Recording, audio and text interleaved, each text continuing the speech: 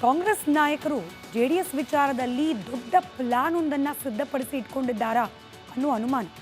ಕೇವಲ ಒಬ್ಬಿಬ್ಬರು ಅಥವಾ ಮೂರ್ನಾಲ್ಕು ಜನ ಜೆಡಿಎಸ್ನ ನಾಯಕರನ್ನ ಸೆಳೆಯೋದಷ್ಟೇ ಕಾಂಗ್ರೆಸ್ನ ಪ್ಲಾನ್ ಅಂತೆ ಕಾಣ್ತಾ ಇಲ್ಲ. ಒಂದು ಹಂತಕ್ಕೆ ಜೆಡಿಎಸ್ ಅನ್ನ ಮುಗಿಸಿ ಬಿಡುವ ತಂತ್ರ ಏನಾದರೂ ಕಾಂಗ್ರೆಸ್ ನಾಯಕರು ಹೆಣಿತಿದ್ದಾರಾ ಅನ್ನೋ ಅನುಮಾನ. ಸದ್ಯ ವಿಧಾನಸಭೆಯಲ್ಲಿ ಜೆಡಿಎಸ್ನ ಶಾಸಕರ ಬಲ ಕೇವಲ 18. ಈ 18ರ ಪೈಕಿ 12 ಮಂದಿ MLAಗಳನ್ನು ಸೆಳೆದ್ರೆ ಪಕ್ಷಾಂತರ ನಿಷೇಧ ಕಾಯ್ದೆ ಅನ್ವಯ ಆಗತ್ತೆ. ಆದರೆ 18ರ ಪೈಕಿ 13 ಜನರನ್ನ ಸೆಳೆದ್ರೆ ಈ ತೊಂದರೆ ಕೂಡ ಇರೋದೇ ಇಲ್ಲ. ಪಕ್ಷಾಂತರ ನಿಷೇಧ ಕಾಯ್ದೆ ಕೂಡ ಅನ್ವಯ ಆಗೋದಿಲ್ಲ. 18ರಲ್ಲಿ 13 ಜನ ಶಾಸಕರು ಬರಬೇಕು. ಶಾಸಕರನ್ನ ಸೆಳೆದ್ರೆ ಕಾಂಗ್ರೆಸ್ ಪಕ್ಷ ಕೇವಲ ಶಾಸಕರು ಬಂದ್ರು ನಮ್ಮ ಪಕ್ಷಕ್ಕೆ ಬೆಂಬಲ ಹೆಚ್ಚಾಯಿತು ಅನ್ನೋ ಹಂತಕ್ಕೆ ಸುಮ್ಮನಾಗೋದಿಲ್ಲ. ಬದಲಾಗಿ ಈ 13 ಶಾಸಕರ ಮೂಲಕ ಜೆಡಿಎಸ್ ಪಕ್ಷವನ್ನೇ ಮುಗಿಸಿ ಹಾಕೋ ಪ್ರಯತ್ನ ಮಾಡ್ಲಿಕ್ಕೆ ಮುಂದಾಗ್ತಾರಾ? ಇಂಥದ್ದೊಂದು ಚರ್ಚೆ ಕೂಡ ಇದ್ದೇ ಇದೆ. ಮಹಾರಾಷ್ಟ್ರದಲ್ಲಿ ಬಿಜೆಪಿ ಮಾಡಿದ್ದು ಕೂಡ ಇಂಥದ್ದೇ ಕೆಲಸ. 2 ಪ್ರಬಲ ಪಕ್ಷಗಳು ಶಿವಸೇನೆ, NCP, 2 ಪಕ್ಷವನ್ನ ಸ್ಪ್ಲಿಟ್ ಮಾಡಿ ಮೂಲ ಪಕ್ಷ ಉಳಿದೇ ಇಲ್ಲ. ಆ ರೀತಿಯಲ್ಲಿ ಮಾಡಿದ್ದಾರೆ. 13 ಶಾಸಕರು ನೇರವಾಗಿ ಕಾಂಗ್ರೆಸ್ಗೆ ಸೇರೋ ಪ್ರಶ್ನೆ ಸ್ವಲ್ಪ ಡೌಟ್ಫುಲ್. JDSನಲ್ಲೇ ಇದ್ದು ಚಿಹ್ನೆ ಬಿಟ್ಕೊಡಿ ಅಂತ ಹೇಳಿ ಏನಾದರೂ ಡಿಮ್ಯಾಂಡ್ ಕ್ರಿಯೇಟ್ ಮಾಡ್ತಾರಾ ಮಹಾರಾಷ್ಟ್ರ ಮಾದರಿಯಲ್ಲಿ ಶಿವಸೇನೆ ಹಾಗೆ NCP? ಈಗ ಮೂಲ ನಾಯಕರಿಗೆ 2 ಪಕ್ಷಗಳು ಸೇರೇ ಇಲ್ಲ. ನಿಮಗೆ ಗೊತ್ತಿದೆ, ಶಿಂದೆ ಪಾಲಾಗಿದೆ ಶಿವಸೇನೆ, ಹಾಗೆ ಅಜಿತ್ ಪಾಲಾಗಿದೆ NCP.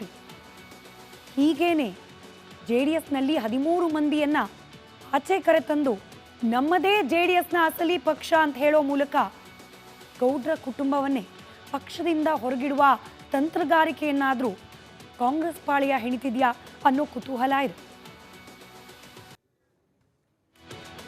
ಕಾಂಗ್ರೆಸ್ ನಾಯಕರು JDS ವಿಚಾರದಲ್ಲಿ ದೊಡ್ಡ ಪ್ಲಾನ್ ಒಂದನ್ನು ಸಿದ್ಧಪಡಿಸಿ ಇಟ್ಕೊಂಡಿದ್ದಾರಾ ಅನ್ನೋ ಅನುಮಾನ. ಕೇವಲ ಒಬ್ಬಿಬ್ಬರು ಅಥವಾ ಮೂರ್ನಾಲ್ಕು ಜನ JDSನ ನಾಯಕರನ್ನ ಸೆಳೆಯೋದಷ್ಟೇ ಕಾಂಗ್ರೆಸ್ನ ಪ್ಲಾನ್ ಅಂತೆ ಕಾಣ್ತಾ ಇಲ್ಲ.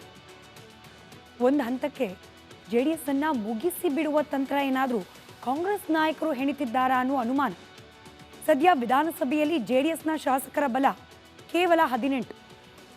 ಈ 18ರ ಪೈಕಿ 12 ಮಂದಿ MLAಗಳನ್ನು ಸೆಳೆದ್ರೆ ಪಕ್ಷಾಂತರ ನಿಷೇಧ ಕಾಯ್ದೆ ಅನ್ವಯ ಆಗತ್ತೆ. ಆದರೆ 18ರ ಪೈಕಿ 13 ಜನರನ್ನ ಸೆಳೆದ್ರೆ ಈ ತೊಂದರೆ ಕೂಡ ಇರೋದೇ ಇಲ್ಲ.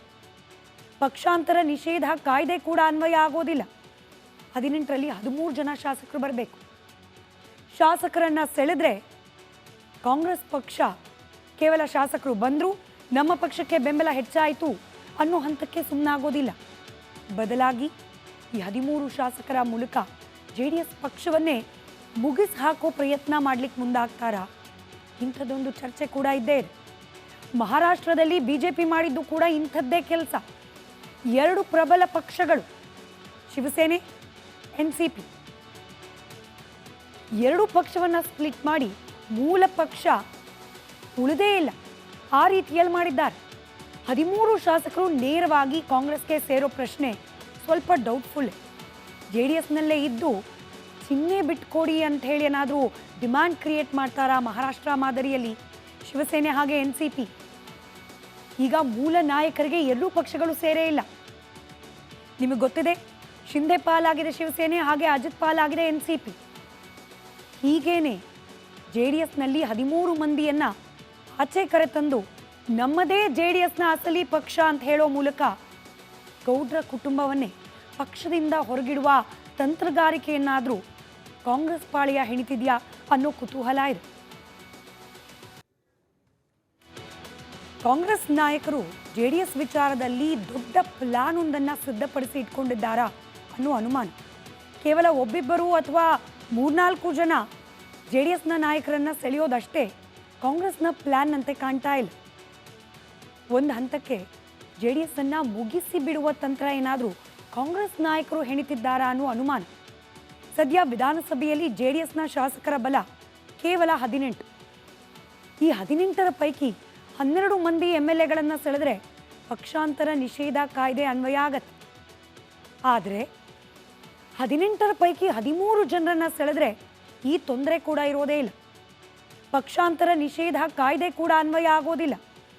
18ರಲ್ಲಿ 13 ಜನ ಶಾಸಕರು ಬರಬೇಕು. ಶಾಸಕರನ್ನ ಸೆಳೆದ್ರೆ ಕಾಂಗ್ರೆಸ್ ಪಕ್ಷ ಕೇವಲ ಶಾಸಕರು ಬಂದರು, ನಮ್ಮ ಪಕ್ಷಕ್ಕೆ ಬೆಂಬಲ ಹೆಚ್ಚಾಯಿತು ಅನ್ನೋ ಹಂತಕ್ಕೆ ಸುಮ್ಮನಾಗೋದಿಲ್ಲ.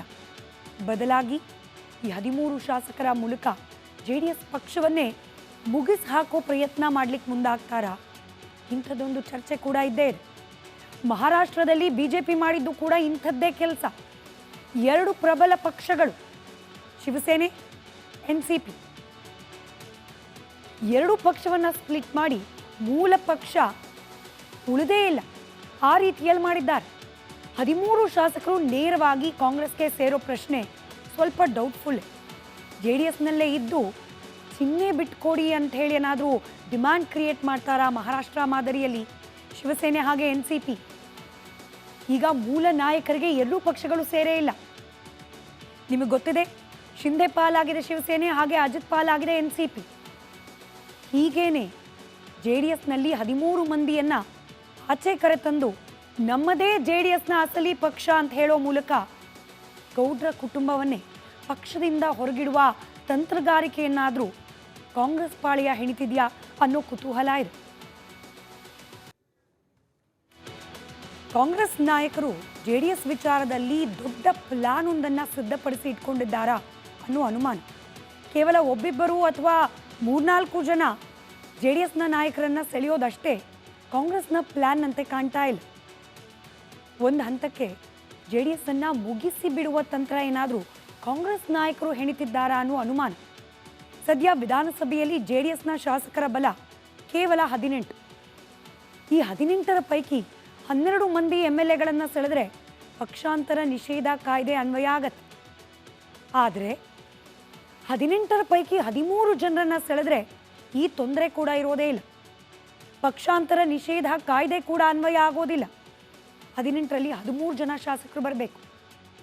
ಶಾಸಕರನ್ನ ಸೆಳೆದ್ರೆ ಕಾಂಗ್ರೆಸ್ ಪಕ್ಷ ಕೇವಲ ಶಾಸಕರು ಬಂದರು, ನಮ್ಮ ಪಕ್ಷಕ್ಕೆ ಬೆಂಬಲ ಹೆಚ್ಚಾಯಿತು ಅನ್ನೋ ಹಂತಕ್ಕೆ ಸುಮ್ಮನಾಗೋದಿಲ್ಲ. ಬದಲಾಗಿ ಈ 13 ಶಾಸಕರ ಮೂಲಕ JDS ಪಕ್ಷವನ್ನೇ ಮುಗಿಸಿ ಹಾಕೋ ಪ್ರಯತ್ನ ಮಾಡ್ಲಿಕ್ಕೆ ಮುಂದಾಗ್ತಾರಾ? ಇಂಥದ್ದೊಂದು ಚರ್ಚೆ ಕೂಡ ಇದ್ದೇ ಇದೆ. ಮಹಾರಾಷ್ಟ್ರದಲ್ಲಿ BJP ಮಾಡಿದ್ದು ಕೂಡ ಇಂಥದ್ದೇ ಕೆಲಸ. 2 ಪ್ರಬಲ ಪಕ್ಷಗಳು ಶಿವಸೇನೆ, NCP, 2 ಪಕ್ಷವನ್ನು ಸ್ಪ್ಲಿಟ್ ಮಾಡಿ ಮೂಲ ಪಕ್ಷ ಉಳಿದೇ ಇಲ್ಲ, ಆ ರೀತಿಯಲ್ಲಿ ಮಾಡಿದ್ದಾರೆ. 13 ಶಾಸಕರು ನೇರವಾಗಿ ಕಾಂಗ್ರೆಸ್ಗೆ ಸೇರೋ ಪ್ರಶ್ನೆ ಸ್ವಲ್ಪ ಡೌಟ್ಫುಲ್.